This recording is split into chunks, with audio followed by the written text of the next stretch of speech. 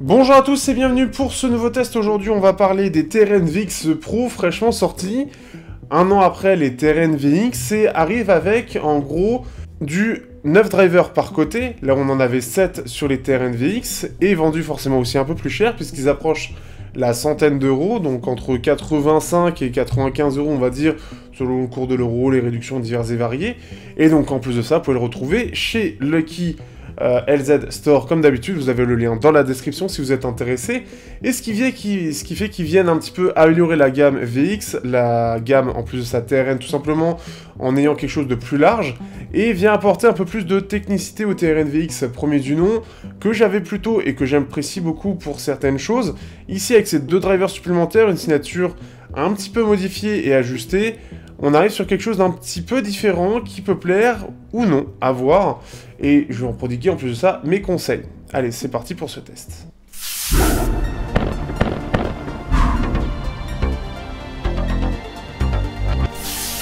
Au niveau du design, on reprend globalement la même chose que les TRN VX, mais pour le côté entre guillemets pro, on va avoir quelque chose de plus lisse, qui fait un peu plus professionnel, un petit peu moins fantaisiste. Quelque chose que j'aimais bien comme parti pris sur les TRN VX justement, c'est ce côté un petit peu plus sympathique, un petit peu plus... Il y avait un design un petit peu plus poussé, ici c'est un peu plus sobre, ça fait un peu plus professionnel entre guillemets, ça fait un peu plus sérieux surtout. Mais ce qui fait que globalement ça va être la même chose, et on a à peu près aussi donc la même sensation dans l'oreille. C'est un petit peu plus gros, un petit peu plus gros aussi parce qu'il y a un petit peu plus de choses, mais c'est sympathique. Au niveau des embouts, rien de nouveau, si ce n'est que maintenant TRN a un packaging qui est un petit peu plus premium, et on se retrouve donc avec des embouts à mémoire de forme ou d'autres embouts plus classiques, ce que je conseille comme les TRN VX, notamment pour le pic dans les 10 kHz, on en parlera dans la partie sonore. Mais ce qui fait que c'est sympa. On est toujours sur du 2 pins type C, donc ça ne change pas. Par contre, le câble en lui-même est le même que pour les TRN TA1. Ça pique un peu pour le prix, ça aurait été bien d'en avoir un meilleur, ce qui fait que c'est correct, mais c'est un peu cheap pour le prix vendu. À comparaison, les KZ ZAS, eux, ont droit à un vrai câble de qualité, et pour un prix à peu près similaire, voire moins cher. Donc il y a eu une amélioration de ce point de vue-là du côté de KZ, mais pas du côté de TRN, là où ils ont fait l'effort du côté des TRN BA15, certes beaucoup plus cher, mais il y avait une attention aux détails. Ça fait un peu d'ailleurs comme les TRN X7, où le défaut clairement du packaging, c'est le câble, qui est un petit peu trop, pour le coup un peu trop cheap, hein. On sent que c'est le même câble que ce qui est vendu à 20 €. Un peu dommage de ce point de vue-là.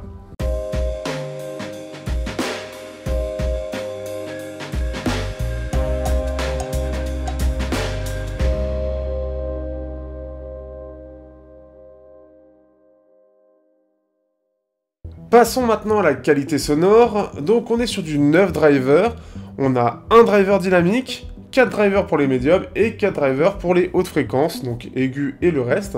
Ce qui fait qu'on est sur quelque chose d'assez classique, hein, où ils ont tendance à mettre beaucoup de drivers pour les hautes fréquences. C'est quelque chose qui est répandu en tout cas chez eux. On peut le revoir d'ailleurs même sur les BA15, hein, où on a un driver pour les basses et les autres drivers c'est surtout pour les médiums et beaucoup plus pour les aigus. Ici on reprend un petit peu la formule des TRN VX, mais on va améliorer, on va apporter un petit peu plus d'aigus mais aussi un peu plus de basses.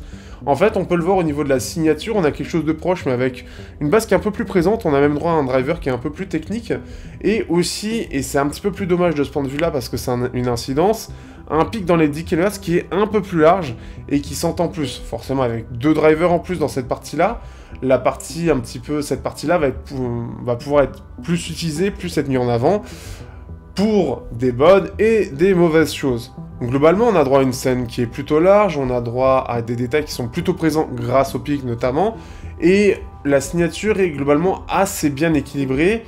On a droit à des basses qui sont plutôt présentes comme je l'ai dit plus tôt, avec quelque chose qui est assez énergique globalement, plutôt détaillé, mais encore peut-être un poil de rapidité, des médiums qui sont plutôt chauds et bien accompagnés par le pic des 10 kHz, ce qui fait qu'au niveau des voix, on a une excellente brillance, une excellente présence.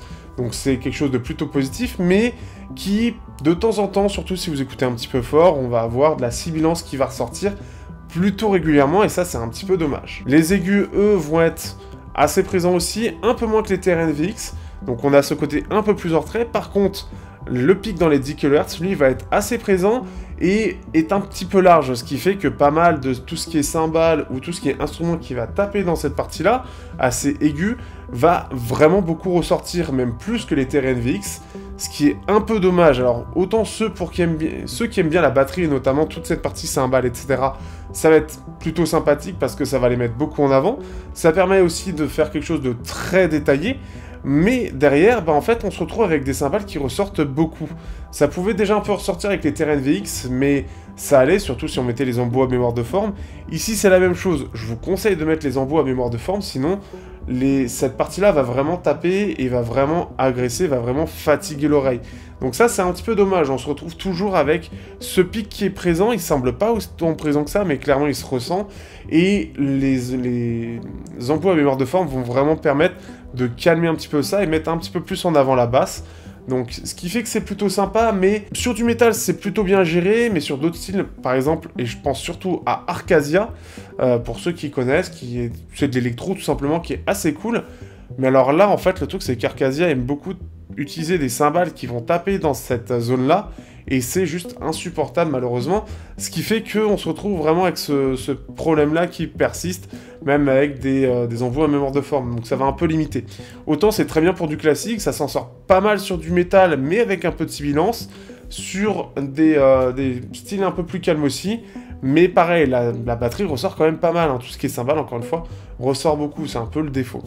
Ce qui est bien par contre, c'est qu'on a droit globalement à une bonne isolation, et ce qui fait que globalement les intras sont plutôt corrects, mais le son descend un petit peu, justement pour ce côté un peu trop présent. Ça aurait été bien qu'en même temps du fait qu'on ait plus de drivers, on calme un peu ce pic-là pour avoir toujours autant de technicité, on va avoir quelque chose de bien détaillé, en étant plus polyvalent, et avec cette partie-là moins intrusive, moins fatigante, moins sibilante. Mais c'est un peu dommage de ce point de vue-là. C'est quelque chose de typique de chez TRN, c'est typiquement asiatique aussi, mais peut-être un peu trop poussé ici. Et justement, on va parler un petit peu des comparaisons face à la concurrence, et il y a beaucoup de concurrence dans ces prix-là. Donc ça va être très intéressant.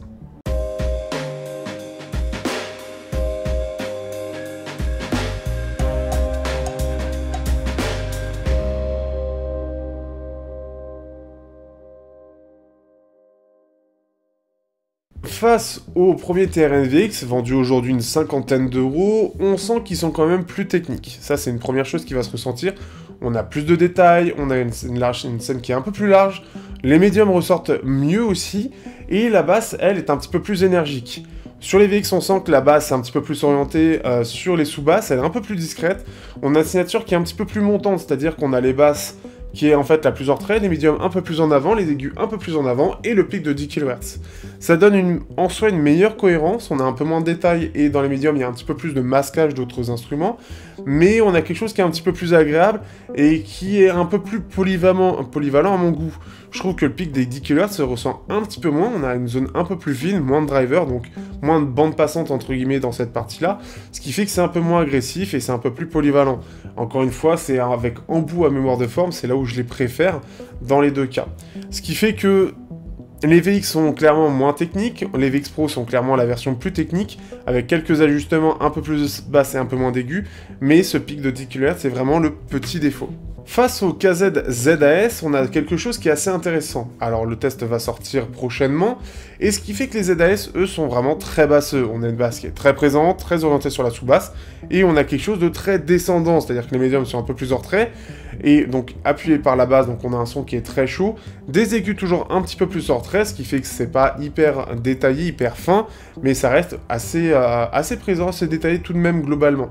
Et on a un pic dans les 10 kHz qui est quand même assez agressif, hein, ça donne un effet acide qui est assez présent, là où sur les VX Pro, à la limite, ce qui est bien, c'est que ça fait bien ressortir les cymbales, ça reste globalement quand même assez naturel, mais on n'a pas quelque chose qui est... Enfin, c'est un peu agressif, mais ça reste naturel et ça reste, entre guillemets, agréable à écouter, là où sur les ZAS, on a quelque chose qui est un petit peu plus fin, qui fait un petit peu plus artificiel, donc c'est un peu différent, c'est pas exactement le même réglage. Dans les deux cas, on a quand même ce pic de 10 kHz qui est présent.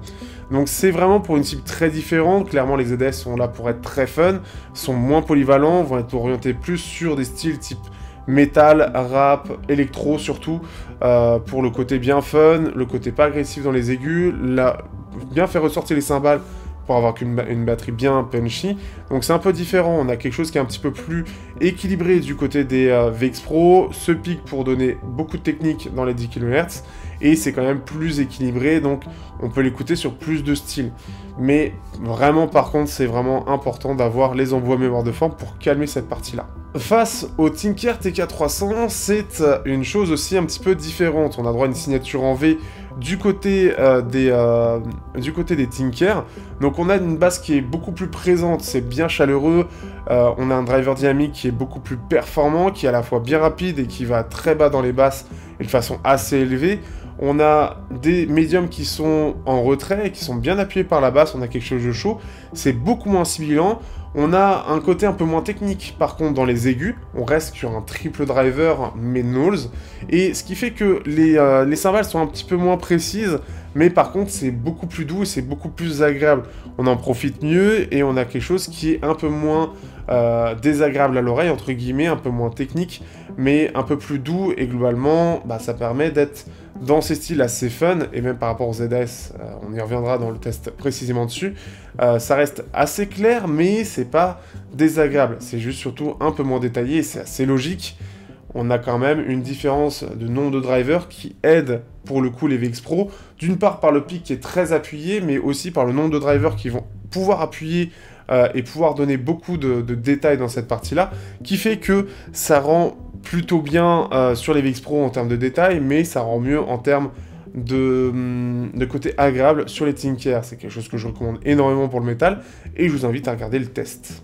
On a un petit peu dans le même style les KZ-ZAX, qui sont en fait les concurrents des Terrain VX pour des choses différentes, mais ce qui est intéressant, c'est que les ZAX sont au final relativement proches de ces nouveaux VX Pro, beaucoup plus que les Terrain VX d'ailleurs, ce qui est assez étonnant. Mais donc les ZAX sont des 8 drivers, avec à peu près une configuration similaire, et on a une signature un peu en V. Donc on sent que les médiums, et donc les voix sont un peu en retrait, les basses sont un petit peu plus mises en avant, les aigus aussi. On a le pic de 10 kHz qui est un petit peu mis en avant aussi, de façon un peu différente, mais ce qui fait que c'est quelque chose d'assez ressemblant.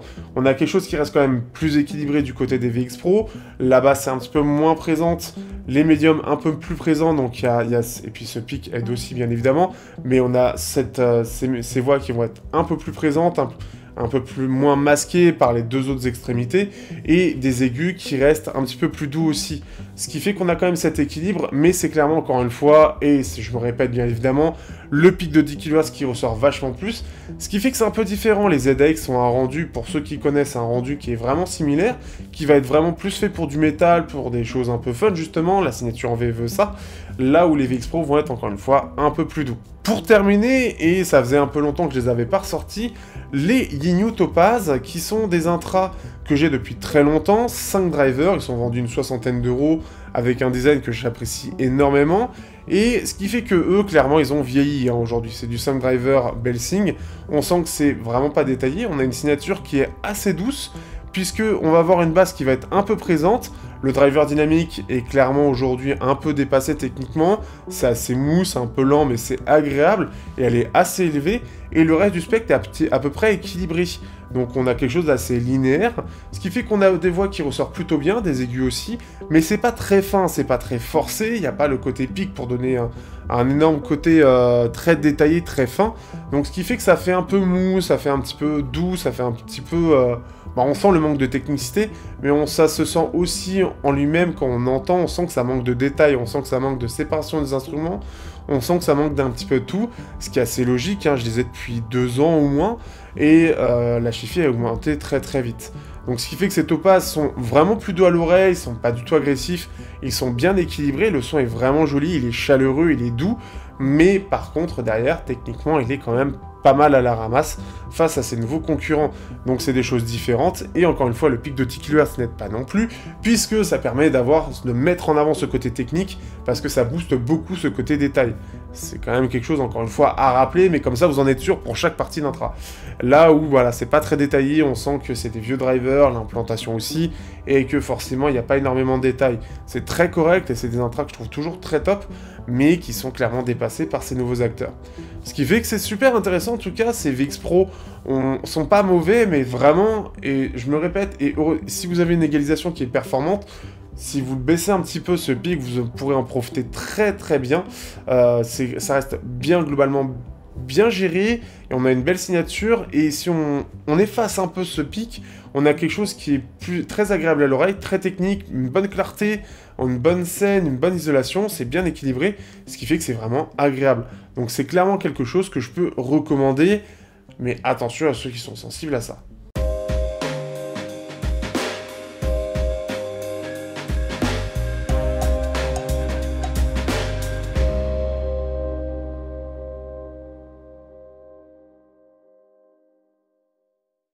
Du coup, que penser de ces petits VX Pro? Eh bien, ils reprennent un peu la formule, ils l'ont ajusté un petit peu, un peu plus de drivers pour le côté plus technique et toujours plus. Il faut rappeler quand même qu'ils sont concurrents avec Kazaa notamment, donc il y a ce côté plus. Et en plus de ça, Knowles reste relativement nouveau chez TRN. On a en fait la gamme TA, donc avec les TA2 et TA1 et TA2 qui sont en train d'arriver, avec du Knowles, mais ça reste très très récent. Donc Belsing reste forcément leur principal fournisseur d'armature équilibrée, qui a ses limites. Et après, on reste sur une signature assez logique, disons, de chez TRN. Et ce qui est vraiment, en fait, ce qui pose problème, c'est que globalement, ils sont vraiment bien conçus, ils sont très jolis, ils ont une belle signature globale, mais ce pic, et je vais pas le redire, mais il est un peu problématique parce que pour ceux qui sont sensibles ou pour certains styles, pour certaines musiques, et ça revient quand même assez souvent, ça peut être gênant, donc on va être obligé de le passer. Par contre, on a vraiment ce côté technique forcément qui va ressortir, ce côté très détaillé, et ça peut faire un effet un peu waouh pour ceux qui n'ont pas trop l'habitude. Ça peut être une belle découverte, mais clairement, dès qu'on va augmenter un peu le volume, ça peut être un petit peu assez désagréable sur certaines musiques. Alors après, ça passe bien sur du métal, ça passe bien sur l'électro, du rap, ça passe bien pour un peu tout, mais il suffit qu'il y ait une musique où l'instrument va taper dessus, et vous n'allez pas apprécier et switcher. Parfois, ça peut être une très belle musique qui est bien mixée, mais pas pour ces intras. En tout cas, j'espère que vous aurez apprécié ce test. On se dit à bientôt pour de prochains tests, il y en a plein qui arrivent. Sachez que vous avez mon Twitter, vous pouvez rejoindre, et j'ai parlé notamment du Paris Salon Audio Vidéo Show, qui était très sympathique, et disons que ça va un peu monter en gamme. Mais il va y avoir aussi du KZ, du TRN qui arrive, il va y avoir des petites choses sympathiques. Donc n'hésitez pas à liker, partager, commenter, c'est grâce à vous que la chaîne évolue, en mettant en avant cette chaîne justement, cette vidéo, etc. Et on se dit à bientôt pour de prochains tests toujours plus sympathiques sur la chaîne.